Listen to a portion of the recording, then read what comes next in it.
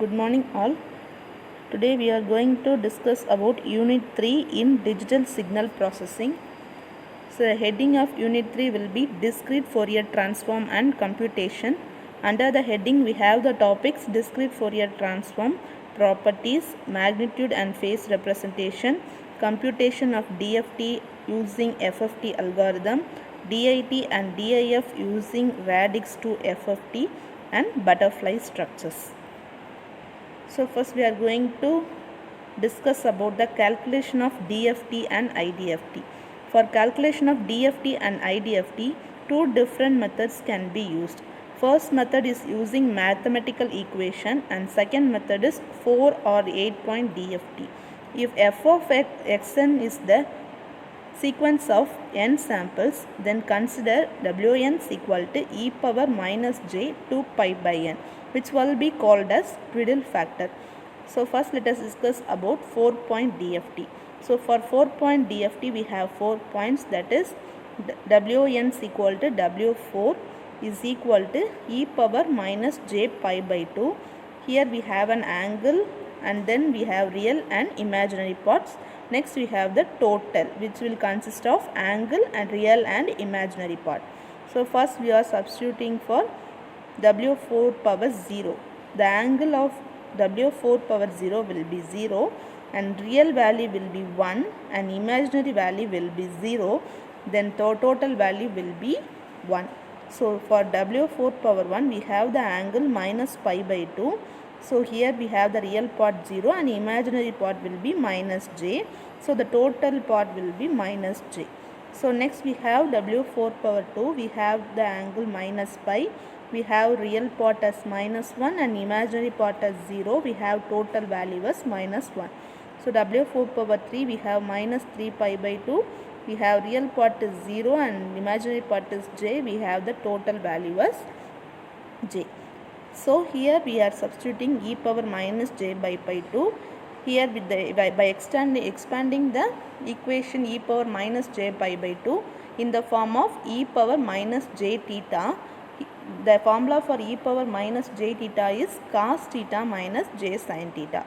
So in terms of theta, we in the place of theta we can substitute pi by 2.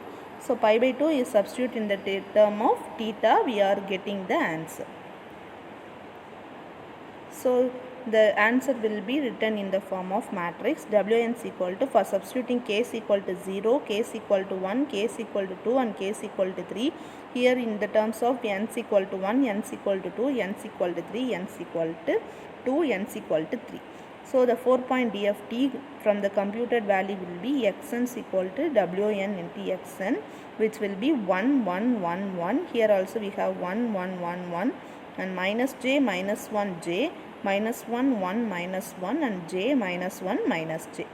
So similarly for 8 point DFT we are substituting for 8 points W8 power 0 to W8 power 7. So here we have the corresponding angle and here we have the magnitude and imaginary for the terms. So here we have the total value, which will be the combination of imaginary and real part.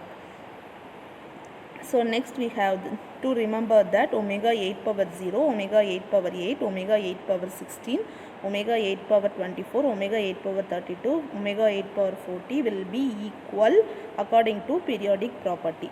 So the magnitude and phase of x of k can be obtained as x of k is equal to square root of x r k square plus x r k x1 k power square. So here we have the angle of x of k is equal to tan inverse of x of k divided by xr of k. So next we have to substitute for 8 point DFT. The W8 value will be substitute along with the similarly k is equal to 0 to k is equal to 7 value and n is equal to 0 to n is equal to up to 7 values. So next we have to substitute the value in the matrix format as we already computed earlier in the tablet column. So next we are going to discuss about the difference between DFT and IDFT. So for DFT and IDFT, here DFT means it will analysis transform and IDFT means it will be the synthesis transform. For DFT is finite duration discrete frequency sequence that is obtained by sampling one period of FT. for IDFT is inverse DFT here, which is used to calculate time domain representation, which means discrete time sequence in the form of x of k. DFT equations are applicable to casual finite duration sequence, whereas IDFT is used basically to determine sample response of a filter for which we know only transfer function.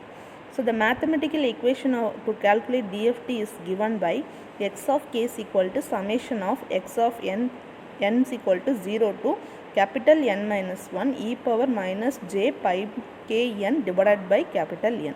For calculating the IDFT, we have the mathematical equation of small x of n is equal to 1 by n summation of n is equal to 0 to n minus 1 x of k e power minus j pi k n divided by n. So next we are entering into the properties of DFT. So properties of DFT, normally DFT we have given samples will be in the form of x of n.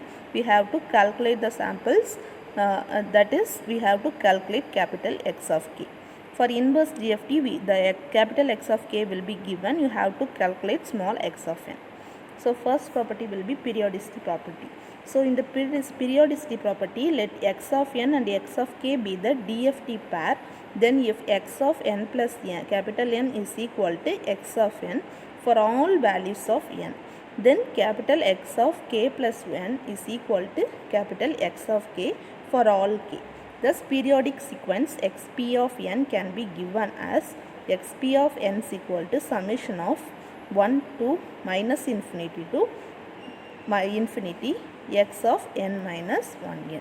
So for linearity property is the second property.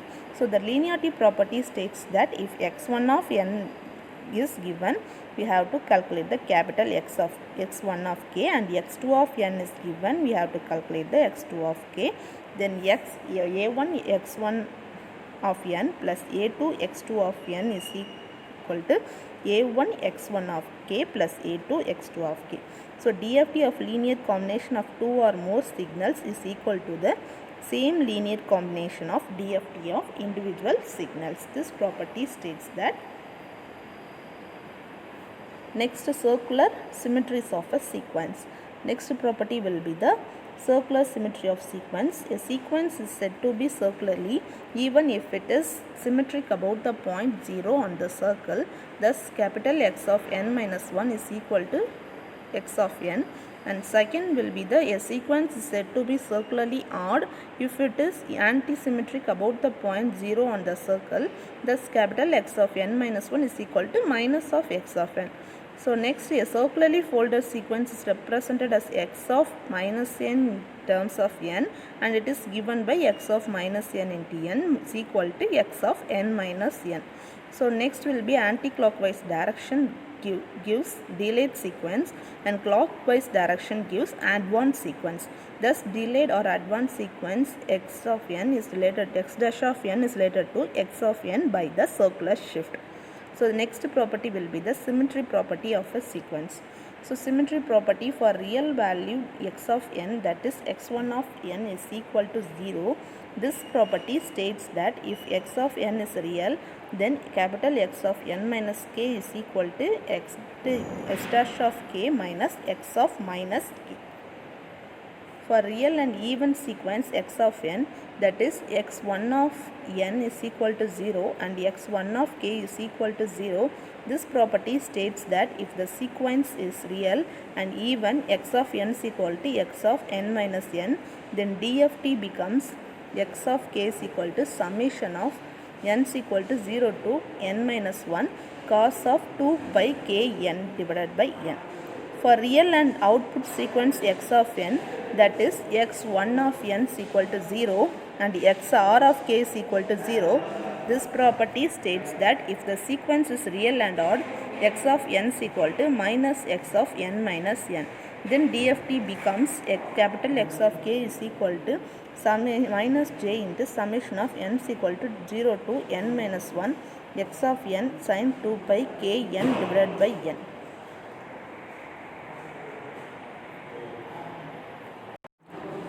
Next one will be the pure imaginary x of n, that is x r of n is equal to 0.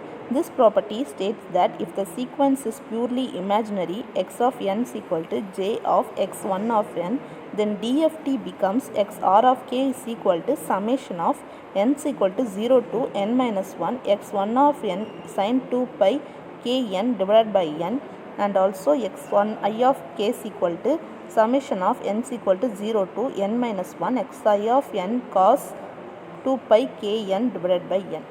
For circular convolution, we have the property states that if the x1 of n, it gives the DFT of capital X1 of k, and x2 of n gives the DFT of capital X2 of k, then x1 of n, x2 of n gives x1 of k into x2 of k. It means that circular convolution of x1 of n and x2 of n is equal to multiplication of their DFTs. Thus, circular convolution of two periodic discrete signals with period n is given by y of n is equal to summation of x1 of n, x2 of n minus 1 into n. So, multiplication of two sequence in time domain is called as linear convolution, while multiplication of two sequence in frequency domain is called as circular convolution, which will be results of both are totally different but are related with each other, which means the DFT of x of k and h of k will multiply to get x of k into x h of k will gives the IDFT. The IDFT corresponding x of k and x h of k will be x of n and x into x h of n. So, next one will be the difference between linear convolution and circular convolution. So, the linear convolution and the circular convolution, in case of linear convolution, two signal sequence input signal x of n and impulse response h of n is given by the same system. The output y of n is calculated. For circular convolution, multiplication of two DFTs is called as circular convolution. So, the multiplication of two sequence in time domain is called as linear convolution, wherever the multiplication of two sequence in frequency domain is called as circular convolution. The linear convolution is given by the equation y of n is equal to x of n into h of n and is calculated as y of n is equal to summation of k is equal to minus infinity to infinity x of k h of n minus k. So, for circular convolution, we have to calculate the calculated as y of m is equal to summation of n is equal to 0 to n minus 1 x1 of n x2 of m minus 1 of n. So, for linear convolution of two signals returns n minus 1 elements, where n is the sum of elements in both sequence, and circular convolution returns same number of elements that of two signals.